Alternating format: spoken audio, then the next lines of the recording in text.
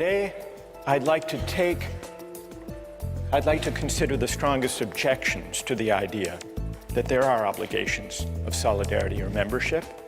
Then I want to see if those objections can be met successfully. One objection emerged in the discussion last time. Patrick said, well,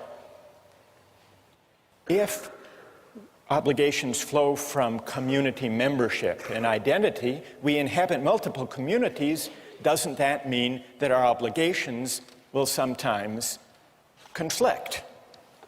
So that's one possible objection. And then Rena said, these examples meant to bring out the moral force of solidarity and membership. Examples about parents and children, about the French resistance fighter asked to bomb his own village and drawing back, about the airlift by Israel of Ethiopian Jews. These examples, they may be intuitively evocative, Rena said, but really they're pointing to matters of emotion, matters of sentiment, not true moral obligations. And then there were a number of objections, not necessarily to patriotism as such, but to patriotism understood as an obligation of solidarity and membership beyond consent. This objection allowed that there can be obligations to the communities we inhabit, including obligations of patriotism, but this objection argued that all of the obligations of patriotism or of community or membership are actually based on liberal ideas and perfectly compatible with them.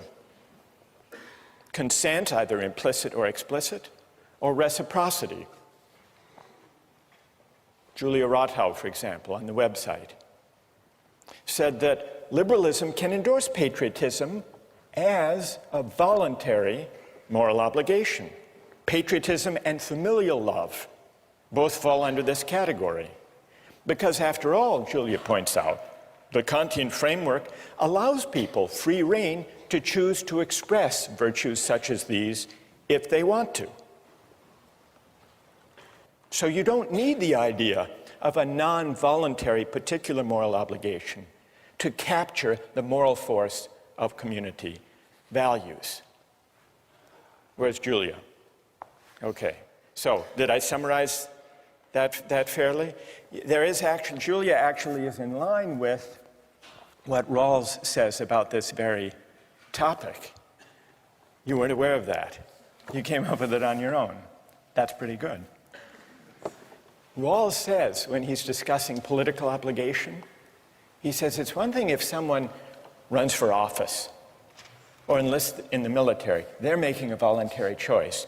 But Rawls says there is, I believe, no political obligation, strictly speaking, for citizens generally, because it's not clear what is the requisite binding action and who has performed it. So Rawls acknowledges that for ordinary citizens, there is no political obligation except insofar as some particular citizen willingly, through an act of consent, undertakes or chooses such an obligation. That's in line with Julia's point.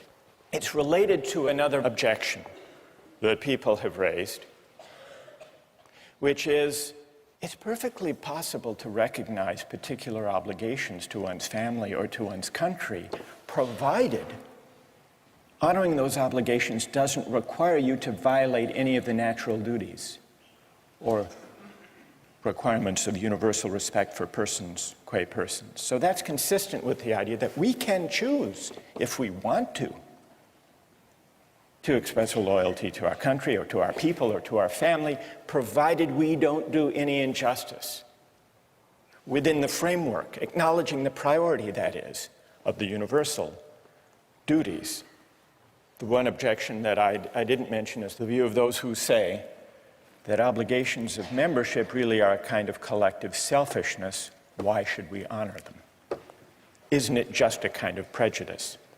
So what I'd like to do, perhaps if those of you who have agreed, who wrote and who have agreed to press these objections, perhaps if you could gather down all together, we'll form a team as we did once before, and we'll see if you can respond to those who want to defend patriotism conceived as a communal obligation. Now, there were a number of people who argued in defense of patriotism as the communitarian view conceives it. So let me go down now and join the critics of communitarianism, if there's a microphone that we could use somewhere. Okay, thanks, Kate. Who, as the critics of patriotism, communal patriotism, gather their forces here? Patrick, if you want to, you can join as well, or Rena. Others who have spoken or addressed this question are free to join in. But I would like to hear now from those of you who defend patriotism and defend it as a moral obligation that can't be translated back into purely consent-based terms, can't be translated into liberal terms. Where's A.J. Kumar? A.J., everybody seems to know you. All right, let's hear from A.J. You said, in the same way I feel I owe more to my family than to the general community, I owe more to my country than to humanity in general. Because my country holds a great stake in my identity, it is not prejudice for me to love my country, unless it is prejudice for me to love my parents more than somebody else's. So, AJ, what would you say to this group? Stand up. I think that there's some fundamental moral obligation that comes from a communitarian responsibility to people and groups that form your identity. I mean, even, like, I'll give the example that, there are a lot of things about our government right now that I'm not in favor of, but part of my identity is that America values a free society where we can object to certain things, and I think that's an expression of patriotism as well. And I go back to the parent example, or even at Harvard, I think, I owe more to my roommates because they make up my identity than I do to the Harvard community as a whole, and I think that applies to our country because there are certain things that growing up here, yes, we can't choose it, we can't choose our parents, things like that, but it makes up part of our identity. Okay, who would like to take that on? Ike? Yeah, about the obligation to others simply by virtue of being in being influenced by them. I'm a German citizen, and if I had been born 80 years earlier, then I would have been a citizen of Nazi Germany. And for some reason, I just don't think that I would have to feel obligated towards Germany because I had benefited from actions of Nazis. I mean, I guess my response to that would be you have hundreds of thousands of protesters in the United States right now who hold up signs that say peace is patriotic. And I'm sure there are people in this room who don't agree with that. I personally do. And I would say that they're strongly objecting to basically everything the Bush administration is doing right now, but they still consider themselves loving their country because they're furthering the cause of what they see as best for the country. And I tend to agree with that as a patriotic movement.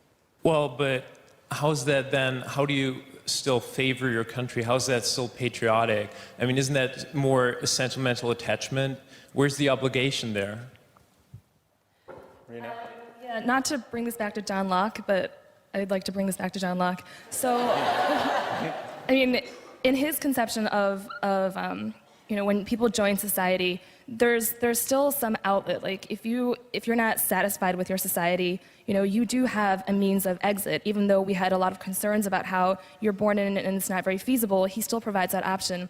If we want to say that your obligation to society is a moral one, that means that prior to knowing exactly what that society is going to be like or what your position is going to be in that society, that means that you have a binding obligation to like a completely unknown body that could be, completely foreign to all of your personal beliefs or, what you would hold to be Do you correct. think that that kind of communal obligation or patriotism means writing the community a blank moral check?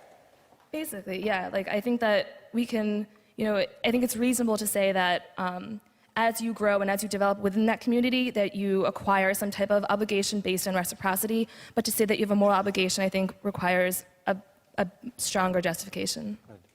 Who else? Anyone else like to address that?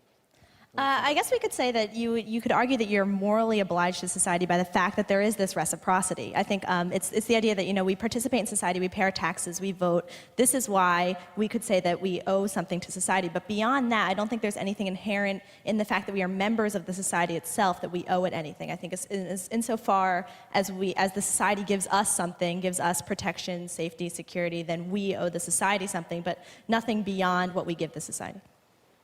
Who wants to take that on? Rahul? I don't think we give the community a blank moral check in that sense. I think we only give it a blank moral check when we abdicate our sense of civic responsibility and when we say that the debate doesn't matter because patriotism is a vice. I think that patriotism is important because it gives us a sense of community, a sense of common civic virtue that we can engage in the issues. Even if you don't agree with the way the government is acting, you can still love your country and hate the way it's acting. And I think because out of that love of country, you can debate with other people and have respect for their views, but still engage in the debate. If you just say that, patriotism is a vice, you drop out of that debate and you cede the ground to people who are more fundamentalist, who have a stronger view, and who may coerce the community. Instead, we should engage the other members of the community on that same moral ground. Well, now what we hear from AJ and Rahul is a very pluralistic, argumentative, critically minded patriotism, whereas what we hear from Ike and the critics of patriotism here is the worry that to take patriotic obligation in a communal way, seriously, involves a kind of loyalty that doesn't let us just pick and choose among the beliefs or actions or practices of our country. What's left of loyalty if all we're talking about, AJ and Rahul, if all we're talking about is loyalty to principles of justice that may happen to be embodied in our community or not, as the case may be, and if not, then we can reject its course. I don't know, I've sort of given a reply. I got carried away, I'm sorry. Who would like? Go ahead, Julia. Yeah, I think that patriotism, you need to define what that is. It sounds like, you would normally think that we were given a more weak definition here of patriotism amongst us, but it almost sounds like your definition is merely to have some sort of civic involvement in debating within your society. And I think that kind of undermines maybe some of the moral worth of patriotism as a virtue as well. I think if you can consent to a stronger form of patriotism if you want, that's a stronger, moral obligation than even what you're suggesting. What we really need to sharpen the issue is an example from the defenders of communitarianism of a case where loyalty can actually compete with and possibly outweigh universal principles of justice. Isn't that's the test they really need to meet, isn't it? All right, so that's the test you need to meet, or any among you who would like to defend obligations of membership or solidarity independent of ones that happen to embody just principles. Who has an example of a kind of loyalty that can and should compete with universal moral claims, respect for persons? Go ahead. Yeah, if I were working on an EC problem set, for example, and I saw that my roommate was cheating, that might be a bad thing for him to do, but I wouldn't turn him in. You would not turn him in? I wouldn't turn him in, and I think that I would argue that's the right thing to do because of my obligation to him. It may be wrong, but that's what I would do, and I think that's what most people would do as well. All right, now there's a fair test. He's not slipping out by saying he's invoking in the name of community some universal principles of justice. What's your name? Stay there. What's your name? It's Dan. Dan? So what do people think about Dan's case? That's a harder case for the ethic of loyalty, isn't it? But a truer test? How many agree with Dan? So loyalty, Dan, loyalty has its part of that. How many disagree with Dan?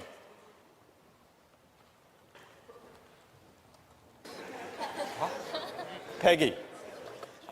Oh, well, I agree with Dan, but I agree that it's a choice that we make, but it's not necessarily right or wrong. I mean, I'm agreeing that I'm going to make the wrong choice because I'm going to choose my roommate, but I also recognize that that choice isn't morally right. So you're still translating even Dan's loyalty. You're saying, well, that's a matter of choice. But what's the right thing to do? Most people put up their hands saying, Dan would be right to stand by his roommate and not turn him in.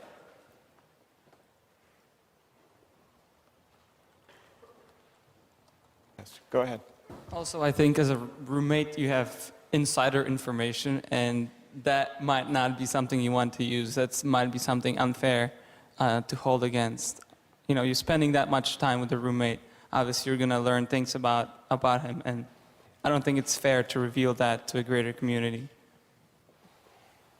But it's loyalty, Wojtek. You agree with Dan that yes, loyalty is the ethic at stake here. Absolutely. You don't have a duty to tell the truth, to report someone who cheated? Not if you've been advantaged into getting that kind of information. Before our critics of patriotism leave, I want to give you another version, a more public example of what I guess we should call it Dan's dilemma. Dan's dilemma of loyalty. And I want to get the reaction of people to this. This came up a few years ago in Massachusetts. Does anyone know who this man is?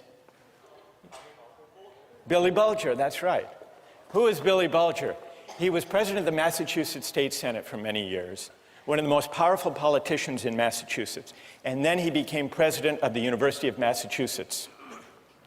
Now, Billy Bulger, did you hear the story about him that bears on Dan's dilemma? Billy Bulger has a brother named Whitey Bulger. And this is Whitey Bulger. His brother Whitey is on the FBI's most wanted list, alleged to be a notorious gang leader in Boston, responsible for many murders, and now a fugitive from justice. But when the U.S. attorney, they called Billy Bulger, then the president of the University of Massachusetts, before the grand jury and wanted information on the whereabouts of his brother, this fugitive, and he refused to give it. The U.S. attorney said, just to be clear, Mr. Bulger, you feel more loyalty to your brother than to the people of the Commonwealth of Massachusetts? And here's what Billy Bulger said. I never thought of it that way, but I do have a loyalty to my brother. I care about him. I hope that I'm never helpful to anyone against him. I don't have an obligation to help anyone catch my brother. Dan, you would agree? How many would agree with the position of Billy Bulger? Let me give one other example, and then we'll let the critics reply, the critics of loyalty, as we'll describe it. Here's an even more fateful example from a figure in American history, Robert E. Lee. Now, Robert E. Lee, on the eve of the Civil War, was an officer of the Union Army. He opposed secession, in fact, regarded it as treason. When war loomed, Lincoln offered Lee to be the commanding general of the Union Army. And Lee refused, and he described in a letter to his sons why he refused. With all my devotion to the Union, he wrote, I have not been able to make up my mind to raise my hand against my relatives, my children, my home, by which he meant Virginia. The Union is dissolved. I shall return to my native state and share the miseries of my people, save in her defense, I will draw my sword no more. Now here's a real test, Dan, for your principle of loyalty. Because here is the cause of the war against, not only to save the Union, but against slavery. And Lee is going to fight for Virginia, even though he doesn't share the desire of the southern states to secede. Now, the communitarian would say there is something admirable in that. Whether or not the decision was ultimately right, there's something admirable. And the communitarian would say, we can't even make sense. Rena, we can't make sense of Lee's dilemma as a moral dilemma unless we acknowledge that the claim of loyalty arising from his sense of narrative of who he is a moral, not just sentimental, emotional tug. All right, who would like to respond to Dan's loyalty, to Billy Bulger's loyalty, or to Robert E. Lee's loyalty to Virginia? What do you say, Julia? Okay, well, I think that these are some classic examples of multiple spheres of influence, and that you have conflicting communities, that your family and your country. I think that's one reason why the idea of choice in your obligation is so important, because how else can you resolve this? If you're morally obligated and there's no way out of this need for loyalty to both communities, you're trapped. There's nothing you can do. You have to make a choice. And I think that being able to choose based on other characteristics than merely, the arbitrary fact that you're a member of this community is important. Otherwise, it's left to, randomness. Well, Julia, the issue isn't whether Dan makes a choice, or Billy Bulger or Robert E. Lee. Of course they make a choice. The question is, on what grounds, on what principle should they choose? The communitarian doesn't deny that there's a choice to be made. The question is, which choice, on what grounds, and should loyalty as such weigh? Andre, now you want to. All right, go ahead. What do you say? Well, one of the things we've noticed in the three examples is that the people have all chosen the most immediate community of which they're a part, the more local one. And I think there's something to be said for that. It's not just random. There doesn't seem to be a conflict because they know which one is more important. And it's their family over the Ec-10 class, their state over their country, and their family over the Commonwealth of Massachusetts. So I think that's the answer to which is more important. You think that the local, the more particular is always the weightier morally, Andre? Well, there seems to be a trend in the three cases. I would agree with that, I think. And I think most of us would agree that your family takes precedence over the United States, perhaps. Which is why you go with Dan. Dan, yes. Loyalty to the roommate over Ec-10 and the truth. Yeah, exactly. I would, because, truth-telling, not the truth of Ec-10. Yes. All right, so we understand. Yes. But on the same example, in terms of family, you had cases in the Civil War where brother was pitted against brother on both sides of the war, where they chose country instead of family. So I think the exact same war shows that different people have different means of making these choices, and that there is no one set of values or one set of morality that communitarians can stick to. And personally, I think that's the biggest problem with communitarians, that we don't have one set of standard moral obligations. And tell me your name. Samantha? So Samantha, you agree with Patrick's point the other day, that there may be, if we allow obligations to be defined by community identification or membership, they may conflict, they may overlap, they may compete, and there is no clear principle. Andre says there's a clear principle, the most particular. The other day, Nicola, who is sitting over here, where's Nicola, said, the most universal. You're saying, Samantha, the scale of the community as such can't be the decisive moral factor. So there has to be some other moral judgment.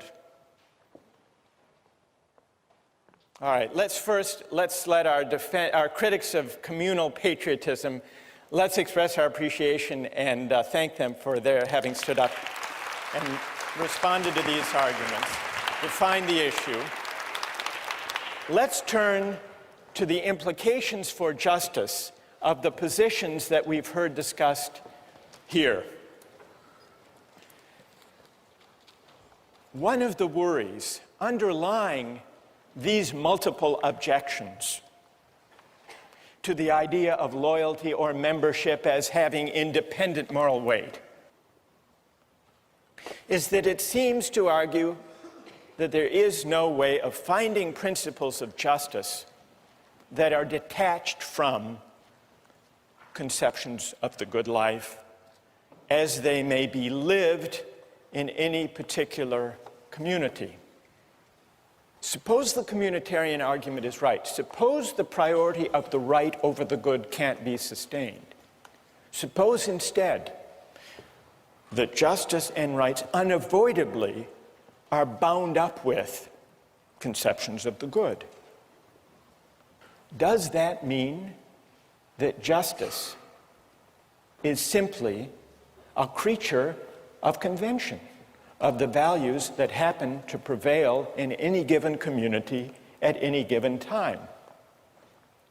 One of the writings we have among the communitarian critics is by Maikel. He draws the implications of justice this way. Justice is relative to social meanings. A given society is just if its substantive life is lived in a certain way, in a way that is faithful to the shared understandings of the members. So, Walzer's account seems to bear out the worry that if we can't find independent principles of justice, independent, that is, from conceptions of the good that prevail in any given community, that we're simply left with justice being a matter of fidelity or faithfulness to the shared understandings or values or conventions that prevail in any given society at any given time. But is that an adequate way of thinking about justice?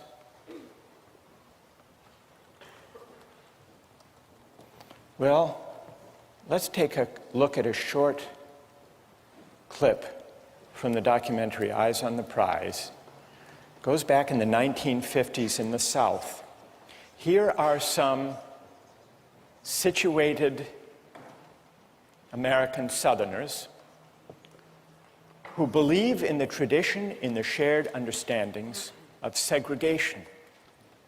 Listen to the arguments they make about loyalty and tradition, and see if they don't make you uneasy about tying arguments about justice to the shared understandings or traditions that prevail in any given society at the moment. Let's run the clip. This land is composed of two different cultures, a white culture and a colored culture, and I've lived close to them all my life. But I'm told now that we've mistreated them and that we must change, and these changes are coming faster than I expected, and I'm required to make decisions on a basis of a new way of thinking, and it's difficult. It's difficult for me, it's difficult for all Southerners. Well, there you have it. Narrative selves, situated selves, invoking tradition. Doesn't that show us that justice can't be tied to the shared understandings of goods that prevail in any given community at any given time? Or is there a way of rescuing that claim from this example? Think about that question, and we'll return to it next time.